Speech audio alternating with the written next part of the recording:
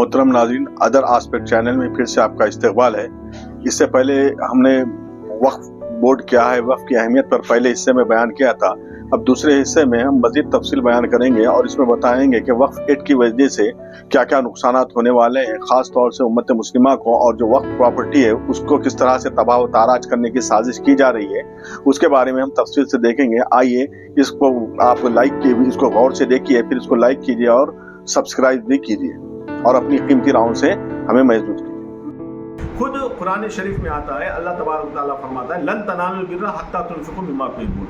इसका मतलब यह है कि तुम हरगिज़ भी नेकी को नहीं पा सकते जब तक कि तुम अपनी पसंदीदा चीज़ अल्लाह की राह में खर्च ना करो। एक तो यह है कि अल्लाह की राह में खर्च करना, फिर यहाँ पर शर्त लगाई जा रही है कि हरगिज़ भी नहीं तुम नेकी को पा सकते जब तक कि तुम अपनी पसंदीदा चीज़ अल्लाह की राह में खर्च ना करो। जैसे ये हदीस सुनी, एक सहाबी ने अपना खजूर का बाग था, मक्के में खजूर के बाग की बहुत ज़्यादा वैल्यू होती है, अपना हरा भरा बाग जो है अल्लाह की राह में वक्फ कर दिया, या आयत सुनते ही अल्लाह की राह में वक्फ कर दिया। तो वक्फ का सिलसिला आज का नहीं है, बहुत पुराना है। अल्लाह के रसूल सल्लल्लाहु अलैहि वसल्लम के ज़माने से जब मुसलमान मक्के से हिजरत कर मदीना आए, तब भी वहाँ पर एक कुआं था जिससे तमाम मदीने वाले पानी लेते थे। तो वो कुआं यहूदी का था, तो मुसलमानों को लेने में जब मुसलमानों की बारी आती तो वो बहुत परेशान करता था। ये बात आप सल्लल्लाहु अलैहि वसल्लम को मालूम हुई, तो आप सल्लल्लाहु अलैहि वसल्लम ने कहा, तो एक सहाबी ने वो यहूदी से कुआं खरीद लिया और उसको अल्लाह की राह में वक्फ कर दिया। तो वक्फ इस तरह से होते रहता है। अब आइए हमारे ये मौजूदा एक्ट में क्या कमियां हैं, क्या खामियां, ये बता दें। पहले तो ये है कि वक्फ करने के लिए कोई भी शख्स वक्फ कर सकता था। इसके अंदर जो है मुसलमान ही नहीं बल्कि पास गैर मुस्लिम हजरात भी जो है वक्फ ज़मीन कर दिया करते थे। अब इस कानून के तहत ये है कि वक्फ वही शख्स करेगा जो मुसलमान है, और वो भी मुसलमान वो जो बाअमल पाँच साल से मुसलमान है, यानी प्रैक्टिसिंग मुसलमान है। और हमको दस्तूर की दफ़ा 25-26 में मजहबी आज़ादी का हक़ दिया गया है, उस पर हमको मजहब पर चलने का और मजहबी तालीमात पर अमल करने का। ये वक्फ करना, अल्लाह की राह में खर्च करना, ये हमारी मजहबी तालीमात का हिस्सा है। अब उन्होंने कह दिया कोई शख्स अगर गैर मुस्लिम था और वो मुसलमान हो गया, अल्लाह की राह में वक्फ कर रहा है, तो ये कर सकता था। लेकिन अब इन्होंने कहा प्रैक्टिसिंग मुस्लिम होना चाहिए कि 5 साल तक। अब 5 साल तक वो इस्लामी तालीमात पर अमल कर रहा है या नहीं कर रहा है, कौन देखेगा? ये एक डिफ़िकल्ट मामला है। फिर दूसरा मामला ये है कि अगर वक्फ बाई यूज़र कहते हैं, जो शख्स इस्तेमाल, जो प्रॉपर्टी वक्फ की है बोलकर इस्तेमाल हो रही है, तो इस्तेमाल की वजह से उसको वक्फ, मान लीजिए कोई कब्रिस्तान है 100 साल से इस्तेमाल हो रहा है, उसके कोई कागजात नहीं है, तो वक्फ बाई यूज़र कहता है तो उसको वक्फ की प्रॉपर्टी मान ली जाएगी। लेकिन अभी इन्होंने क्या कह दिया, उसको भी हटा दिया। फिर तीसरी बात ये है कि इन्होंने लिमिटेशन एक्ट है हमारे दस्तूर का, तो इन्होंने एक लिमिटेशन एक्ट लाया कि अगर कोई शख्स किसी की ज़मीन पर 12 साल तक कब्जा काबिज है और उस पर कोई दूसरा शख्स आकर क्लेम नहीं करता, तो जो शख्स 12 साल से उस प्रॉपर्टी पे काबिज है तो वो उसकी हो जाएगी। तो इस कानून से हमारे दस्तूर के मुताबिक तमाम मजहबी इदारे जो है मुस्तस्ना थे, बचे हुए थे। लेकिन अब क्या होगा, वक्फ एक्ट के ज़रिए इन्होंने क्या कर दिया कि अगर कोई शख्स 12 साल के बाद भी अगर आकर ये दावा करता है, मतलब ये करता है कि ये इसकी ज़मीन है, तो वो उसको दे दी जाएगी।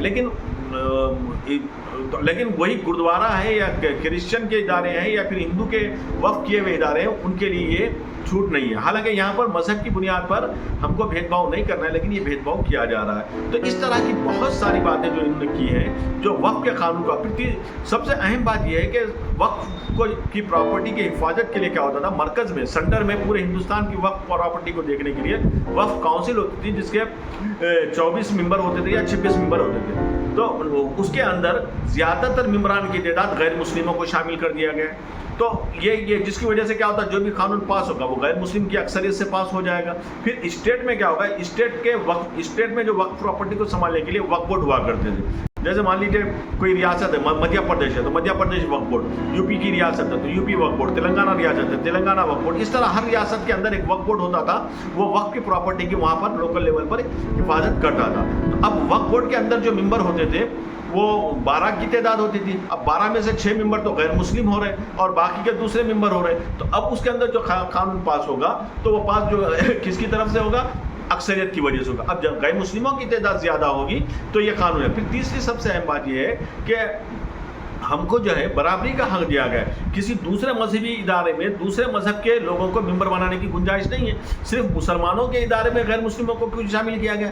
یہ کہ برابر ہمارا جو بھارت کا جو برابری کا مساوات کا قانون ہے اس کی کھلی خلاف ورزی ہو رہی ہے. اس طرف بھی یہ قانون کے خلاف ہے.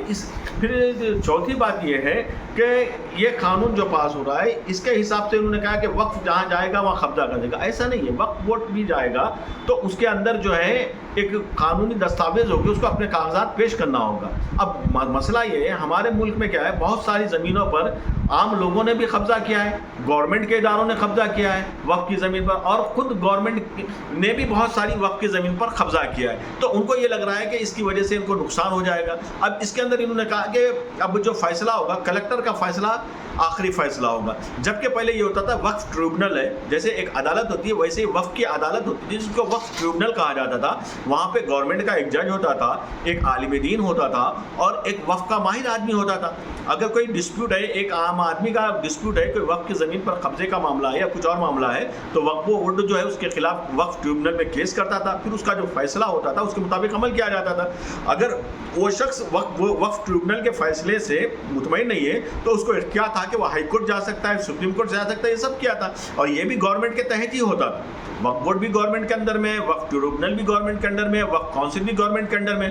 اس کے باوجود گورنمنٹ نے ایسے چور دروازے نکالے کہ وقف کی پراپرٹی بجائے بچنے کے پوری تباہ ہو جائے گی. اور انہوں نے کیا کیا تھا, جو شخص اگر وقف کا جو مجرم ہے وقف کی پراپرٹی خرید رہا ہے, وہ بیچ رہا ہے, اس کو تباہ کر رہا ہے, مجرم ہے, تو اس کو 2 سال کی سزا ہوتی تھی اور اس کے لیے غیر ضمانتی وارنٹ ہوتا تھا. اب انہوں نے اس کو سزا کی مدت گھٹا کے کیا کر دی, 6 مہینے کر دی. اور پھر اس میں بھی کیا وہ کیا کہ اس کو جو غیر ضمانتی وارنٹ ہوتا تھا اس کو ضمانتی کر دیا. تو اب اس طرح سے یہ قانون کو بھی مجرموں کے خلاف نرم کر کے وقف کی پراپرٹی یہ کیسے بچا سکتے ہیں؟ یہ تو وقف کو تباہ کرنے کی ایک کھلم کھلا سازش ہے. اس کے لیے وقف بورڈ نے پورے ہندوستان پر دستوری لحاظ سے جو قانون ہم کو اجازت دیتا ہے سپریم کورٹ میں کیس فائل کیا ہے, کیونکہ قانون کی تشریح جو ہے سپریم کورٹ کر سکتا ہے اور دستور کی حفاظت کرنے کا کام سپریم کورٹ کا ہے. اسی لیے وقف بورڈ کی طرف سے, یہ وقف بورڈ کی حفاظت کے لیے مسلم پرسنل لا بورڈ, جس کے اندر تمام ملک کی مسلم نمائندہ جماعتیں شامل ہیں, انہوں نے کیس فائل کیا. ایسا نہیں ہے کہ بہت سارے لوگوں نے اس کو بچانے کے لیے, دستور کی حفاظت کے لیے سپریم کورٹ میں کیس داخل کیا ہے. اس میں صرف مسلم ہی نہیں ہے, غیر مسلم افراد نے بھی کہا کہ دستور کے بچانے کے لیے انہوں نے کیا کیا, ایک اپیل دائر کی ہے, درخواست داخل کی ہے. اب یہ کیس چل رہا ہے اور آگے آئے گا. اب اس کے متعلق آئندہ دوسرے پارٹ میں ہم اس کے متعلق جانکاری حاصل کریں گے. اب ہمارا کام کیا ہے, وقف کیا ہے, وقف کو سمجھنا ہے, لوگوں کو بتانا ہے, خاص طور سے غیر مسلم بھائیوں کو بھی بتانا ہے اور نوجوانوں کو معلوم کرنا ہے, اپنے گھر کے عورتوں کو بتانا ہے اور تمام لوگوں کو بتانا ہے کہ وقف پراپرٹی کیا ہوتی ہے. کیونکہ پہلے زمانے میں کیا ہوتا تھا, مسلم عورتیں بھی پراپرٹی وقف کرتی تھی. بہت بڑی بڑی پراپرٹی مسلم عورتوں نے اللہ کی راہ میں وقف کر دی ہے. تو اس طرح سے ہر ایک کو اویئر ہونے کی ضرورت ہے اور اس قانون کے خلاف ایک رائے عامہ ہموار کرنے کی ضرورت ہے. اور قانون کی جو دستور کی حفاظت کرنے والی سپریم اتھارٹی ہے سپریم کورٹ, اس میں بھی کیس گیا ہوا, اس کے متعلق فیصلہ ہوگا. امید ہے کہ آپ اس کو غور سے سنیں گے اور پروگرام پسند آیا تو تبصرہ کریں گے, اس کو لائک کریں گے, شیئر کریں گے. شکریہ.